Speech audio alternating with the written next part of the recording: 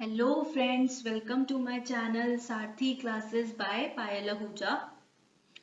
आज मैं आपके लिए सोशल सिक्योरिटी का टॉपिक लेके आई हूँ जिसका नाम है मैटरनिटी बेनिफिट एक्ट 2017। अब इसमें अमेंडमेंट क्यों लिखा हुआ है? क्योंकि ये 1961 का एक्ट है जिसमें कुछ अब अमेंडमेंट्स हुई हैं। ठीक है। और मैटरनिटी बेनिफिट से आप क्या समझते हैं? जो वुमेन्स मैटरनिटी स्टेज में, मतलब जो प्रेग्नेंट लेडीज हैं, प्रेग्नेंट वुमेन्स के लिए ये एक्ट है। ठीक है। जो अभी वर्किंग है, एम्प्लॉयड है। 1961 में ये एक्ट आया था। इसका मतलब ये नहीं कि इससे पहले कोई एक्ट नहीं थे वुमेन्स के लिए। ठीक है। चलो आगे चलते हैं, आगे इसके बारे में पढ़ते हैं। Let's start. The maternity benefit act 1961 क्या है?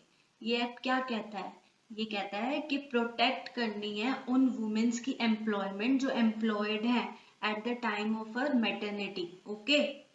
और ये एंटाइटल क्या करता है वुमेन को कि उन्हें मैटरनिटी बेनिफिट मिले which is full paid wages during the absence from work and to take care of her child. उन्हें ये बेनिफिट मिले कि उन्हें एक तो उनकी एब्सेंस में भी फुली पेड वेजेस मिले उनके और अपने बच्चे की वो टेक केयर कर सके। ठीक है। और the act is applicable to the establishment employing 10 or more employees. ये एक्ट कहाँ एप्लीकेबल होगा? जहां 10 से ज्यादा एम्प्लॉयज होंगे, वुमेन्स। ठीक है। Maternity Benefit Act 1961 has been amended through the Maternity Amendment Bill 2017। अभी मैंने आपको बताया कि अमेंडमेंट क्यों लिखा है, क्योंकि 1961 के एक्ट में कुछ अमेंडमेंट हुई हैं जो लोकसभा ने पास कर दी ऑन मार्च 9, 2017 में। फिर ये बिल पास हुआ राज्यसभा में 11 अगस्त 2016 को हुआ था। ठीक है। फिर इसको प्रेसिडेंट की एसेंट चाहिए थी। यही तो हमारा पॉलिटिका है ना, दोनों पहले जो हाउसेस हैं पास करते हैं बिल को, फिर प्रेसिडेंट के पास जाता है असेंट के लिए, है ना। 27 मार्च 2017 को प्रेसिडेंट जी ने भी अपनी असेंट दे दी। ठीक है। अब ये maternity benefit amendment act 2017 effect में कब आया? 1 अप्रैल 2017 को। ठीक है। इसमें क्या प्रोविजन दी हुई है? क्रैश फैसिलिटी दी हुई है कि बच्चों के लिए क्रैश की फैसिलिटी भी होनी चाहिए। फैक्ट्स, अभी मैंने आपको बताया कि ये 1961 पहला ही ऐसा एक्ट नहीं है जो वुमेन्स के लिए है। इससे पहले भी बहुत सारे एक्ट थे, जैसे मैटरनिटी बेनिफिट एक्ट 1929 बॉम्बे में, और फिर मध्य प्रदेश ने भी फॉलो किया 1930 में। फिर first central major mines maternity benefit act आया 1941 में। फिर इन सबको हटा के एक एक्ट बना 1961 का। ठीक है। Maternity benefit act 1961। अब उस एक्ट में कुछ अमेंडमेंट्स हुई तो अब वो क्या बन गया? Maternity benefit amendment act 2017। हाँ, और NM Joshi was the first person who made efforts for enacting these benefits in India in 1924। Okay, याद रखना, NM Joshi was the first person. Okay. Maternity benefit and Indian constitution, अब ये कैसे relatable है? Maternity benefits और Indian constitution क्यों लिखा मैंने?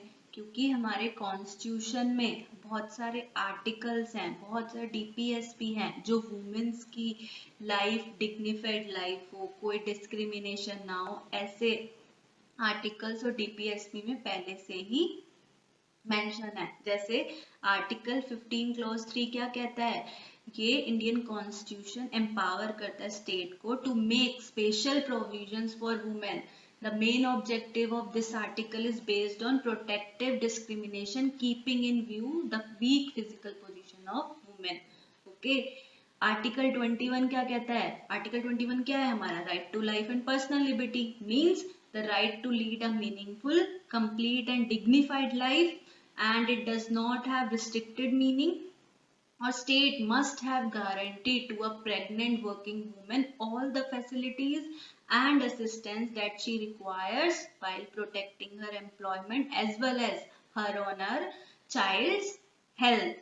समझ आया कि राइट, आर्टिकल 21 क्या कहता है कि राइट टू लाइफ और पर्सनल लिबर्टी होनी चाहिए और स्टेट को गारंटी करना है कि जो प्रेग्नेंट वर्किंग वुमेन्स हैं उनको सारी फैसिलिटीज मिले, वो अपने एम्प्लॉयमेंट को भी प्रोटेक्ट कर सके और अपने बच्चे को भी संभाल सके, उसकी हेल्थ का भी ध्यान रख सके, ठीक है। और डीपीएसपी में पार्ट 4, हमारा डीपीएसपी पार्ट 4 में है ना, वो क्या बता रहा है, under article 41 requires the state to make effective provisions for securing the right to work and to education, ठीक है। Right to work and education है ना आर्टिकल 41, वो भी कह रहा है कि इफेक्टिव प्रोविजंस होने चाहिए। आर्टिकल 42 क्या कह रहा है कि requires that the state shall make provision for securing just and human condition of work and for maternity relief, ठीक है। The maternity benefit act 1961।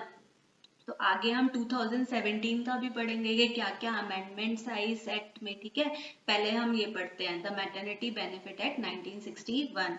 इसमें क्या क्या प्रोविजंस लिखे हैं, क्या क्या बेनिफिट्स हैं इस एक्ट में।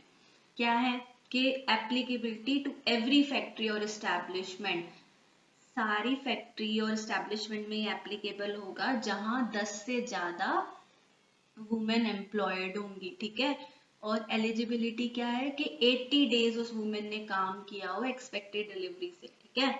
Eligible for 12 weeks maternity benefit, उसे 12 हफ्तों की छुट्टी मिलेगी, ठीक है। और maternity benefit is paid at the rate of the average daily wages for the period of her actual absence। उसकी मैटरनिटी बेनिफिट क्या है ये कि उसे डेली वेजेस मिलेंगी, उसकी एक्चुअल मतलब पेड सैलरी, पेड लीव होगी उसकी, जो उसकी 12 हफ्तों की जो लीव होगी वो क्या होगी, पेड होगी। अब वेजेस में क्या क्या इंक्लूड होता है, all remunerations including cash allowances, DA, HRA, incentive bonus and the money value of any concessional value of food grain supplied but does not include any bonus, ठीक है। इसमें सिर्फ इंसेंटिव बोनस होगा, ओटी, ग्रेचुटी, पीएफ एक्सेट्रा, ठीक है। Wages में क्या क्या इंक्लूड होगा, उसके cash allowances, DA, HRA, incentive bonus, ठीक है। और अगर कोई उसका मिसकैरेज हो जाता है तो उसको इमीडिएटली 6 वीक की मिल जाएगी छुट्टी, ठीक है।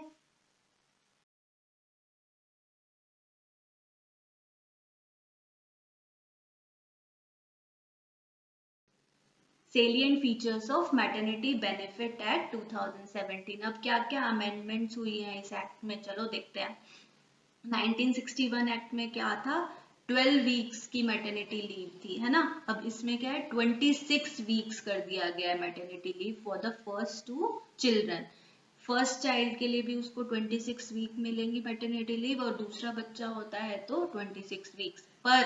लेकिन अगर तीसरा चाइल्ड हो रहा है, उसका तीसरा बच्चा होने वाला है, तो उसे 12 वीक मिलेगी, 12 weeks maternity leave for children beyond the first 2। और जो मदर 3 महीने का बच्चा अडॉप्ट करती है तो उसे भी 12 वीक्स की मैटरनिटी लीव मिलेगी। 12 weeks leave for mothers adopting a child below the age of 3 months। 3 month से भी छोटा बच्चा अगर न्यू बॉर्न बेबी जो कहते हैं वो अडॉप्ट करेगी तो उसे भी 12 वीक्स की मैटरनिटी लीव मिलेगी। अब the act makes it mandatory for the employers in establishment with 30 women or 50 employees, whichever is less, to provide crest facility either in office or in any place within 500 meters। अब ये act mandatory करता है employers के लिए, establishment में अगर 30 से ज्यादा वुमेन एम्प्लॉय हैं तो उधर वो क्रेस्ट फैसिलिटी प्रोवाइड करे, आइदर इन ऑफिस या तो कोई ऐसी प्लेस विद इन 500 के मीटर्स का डिस्टेंस हो, ठीक है। उसे क्रेस्ट फैसिलिटी की वो अपने बच्चे को देखा है जाके, है ना, तो ऑफिस में या within 500 metres. Working mothers जो हैं वो उनको परमिट किया जाता है कि वो दिन का वर्किंग आवर्स में 4 विजिट्स अपने बच्चे को देख के आ सकती हैं क्रेस्ट में, ठीक है। अब employer may permit a women to work from home if it is possible to do so. और एम्प्लॉयर परमिट भी कर सकता है उन वुमेन्स को जिनका घर से काम हो सकता है, वर्क फ्रॉम होम हो सकता है, ठीक है।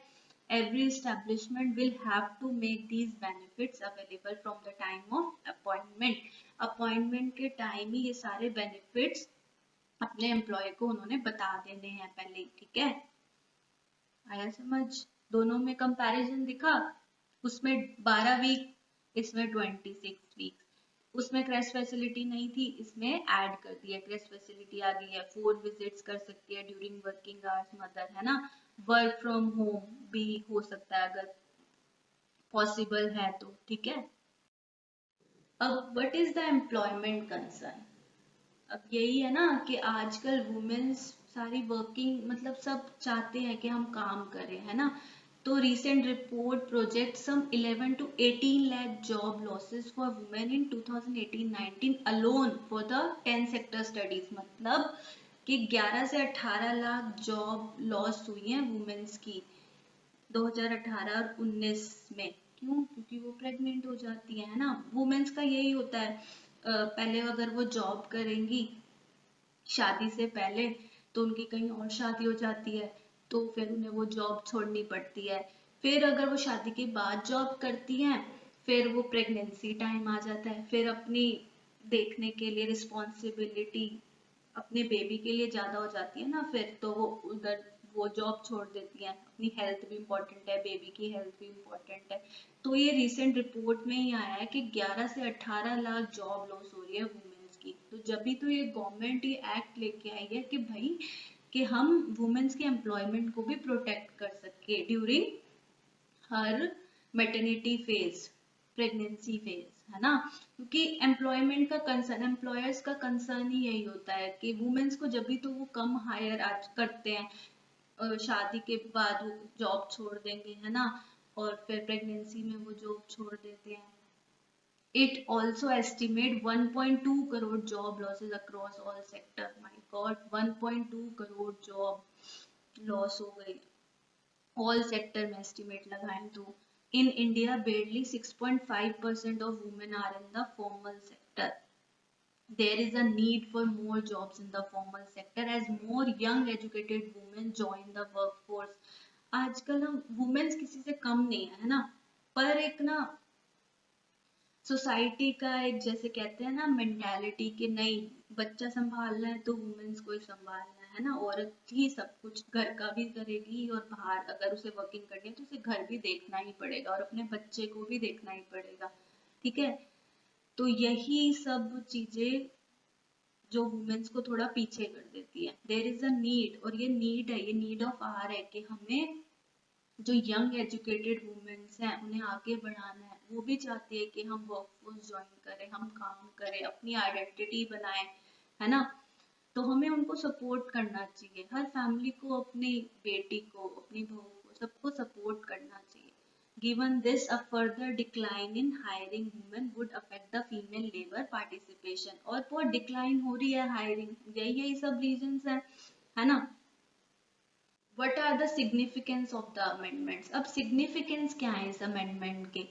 Survival and health of mother and child, है ना। ये तो है ही कि अगर हम 26 हफ्ते की मैटरनिटी लीव दे रहे हैं, इंक्रीज कर दी 12, तो उसको ज्यादा रेस्ट मिल जाएगा, वो अपने बच्चे की भी टेक केयर कर सकती है, ब्रेस्ट फीडिंग भी अच्छे से हो सकती है बेबी की, है ना। उसकी हेल्थ भी अच्छी रहे, मदर की हेल्थ भी अच्छी रहे, दोनों को रेस्ट मिलेगा, दोनों एक को एक साथ टाइम स्पेंड करने का मिलेगा। तो एक अटैचमेंट हो जाती है ना बेबी के साथ, तो वो भी रहेगा। Thus, the increase in the maternity leave will aid in improving survival rates of children and healthy development of both mother and child। तो देखो कह रहे हैं कि मैटरनिटी लीव को अगर हमने इंक्रीज कर दिया तो इससे क्या इंप्रूव हो रहा है, सर्वाइवल रेट ऑफ चिल्ड्रन, है ना। एंड क्योंकि breast feeding is very important for the new born baby, दोनों मदर एंड चाइल्ड को दोनों को अच्छा प्रॉपर रेस्ट मिलेगा, उनकी हेल्दी डेवलपमेंट होगी, ठीक है। Female labour force participation, this amendment will reduce the cases of women dropping out, ठीक है।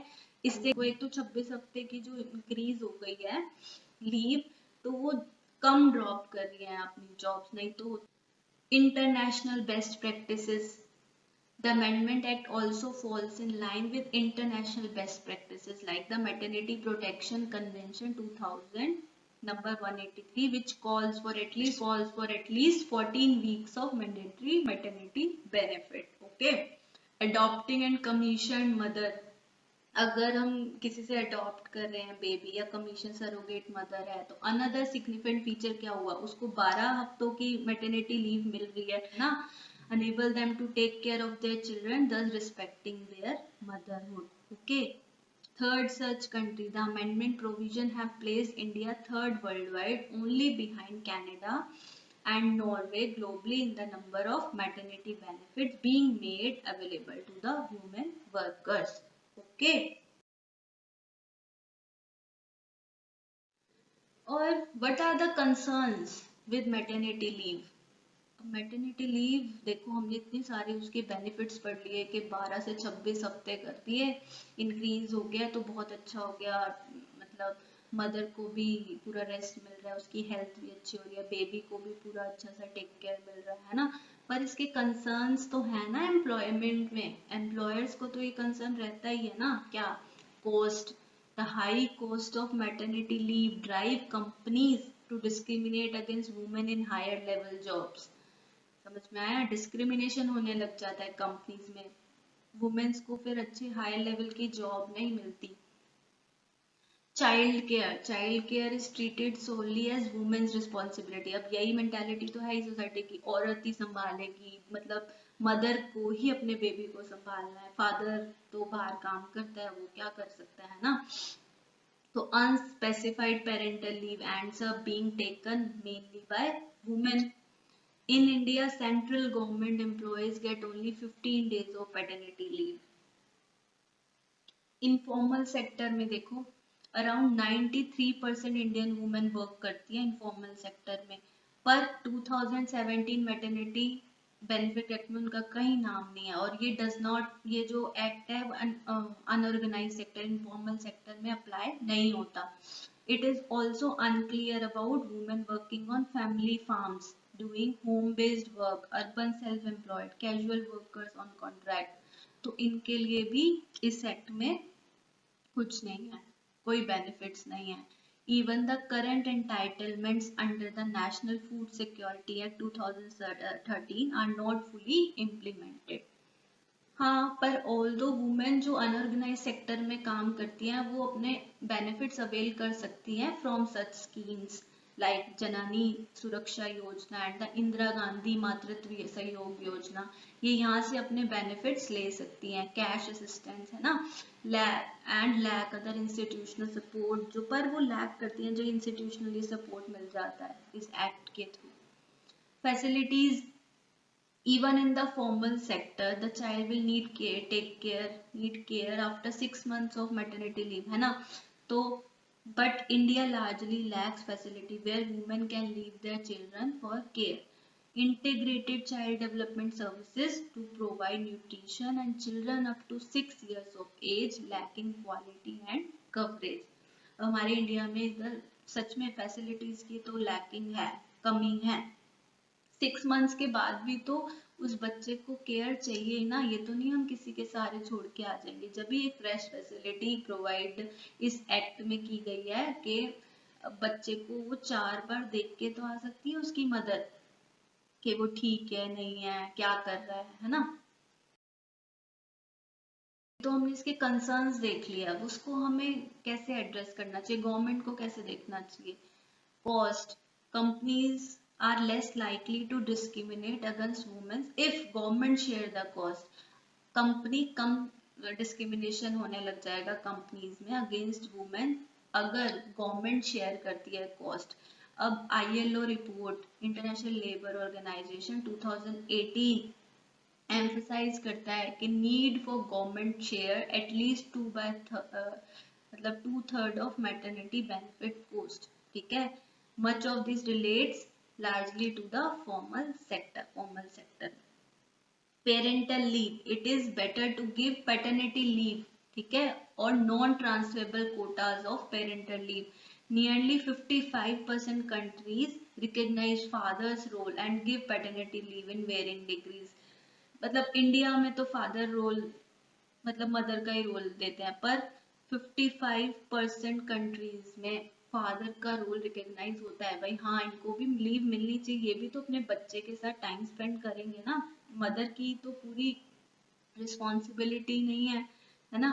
फादर भी कुछ, अगर थोड़ी सी भी दोनों हेल्प हो जाती है मदर की तो उसमें क्या प्रॉब्लम है। तो matching paternity and maternity leave would create a level playing field by reducing employer discrimination. समझ आया? अगर थोड़ी सी पैटर्निटी लीव और मैटरनिटी लीव को मैच कर दी, मतलब दे दी जाए, तो डिस्क्रिमिनेशन कम हो सकता है। आइसलैंड जो है कंट्री, वो 9 मंथ्स का पेरेंटल लीव ग्रांट करता है। 3 तो रिजर्व है for mother, 3 for the father और 3 to be shared between them. Okay. Work time, offering flexible work time for both sexes can help with work life balance। ठीक है। लार्ज कंपनीज जो होती हैं, आईटी ई कॉमर्स कंपनी होती हैं, वो maternity leave को एक्सटेंड भी करने में सपोर्ट करती हैं। फ्लेक्सिबल टाइम हो, वर्क फ्रॉम होम दे दो तो सारा काम हो सकता है। अभी भी तो हो रहा है ना वर्क फ्रॉम होम। इस सिचुएशन में काम किसी के रुक तो नहीं रहे, किसी कंपनी के, तो हो सकता है। It is possible. Facilities, providing good crashes and child care center not just for care but also for early childhood development। ये बहुत क्रूशियल है। फैसिलिटीज क्या क्या होना चाहिए? क्रैश, गुड क्रैश होना चाहिए, चाइल्ड केयर सेंटर अच्छे बने होने चाहिए, कि जरूरी नहीं सिर्फ बच्चे की वहां पर केयर हो, नहीं, उसका जो अर्ली चाइल्डहुड डेवलपमेंट, उसकी फाउंडेशन अच्छी हो उसकी। ठीक है। This would benefit women across all sector, formal and informal. ठीक है। अब एग्जाम्पल क्या है? जापान। जापान गवर्नमेंट जो है, उन्होंने high quality child care centre significantly increase women's work participation. उन्होंने क्या किया है? चाइल्ड केयर सेंटर को एक्सपेंड किया है, high quality child care centres को, जिससे क्या हुआ है? वुमेन्स वर्क पार्टिसिपेशन इंक्रीज हुआ है। Okay. Awareness, media campaign start करनी चाहिए इस पे, है ना। It is surely a joint social responsibility, not just the mother. Okay. There is thus a need for more comprehensive and gender balance alteration to the maternity benefit act. ये act आपको समझ आया और पसंद आया तो please do like, share and subscribe my channel. Please press the bell icon कि आपको सारी नोटिफिकेशन आती रहे मेरी, और मेरे एफर्ट्स को प्लीज सपोर्ट करो, शेयर करो, लाइक करो, सब्सक्राइब करो। Thank you so much.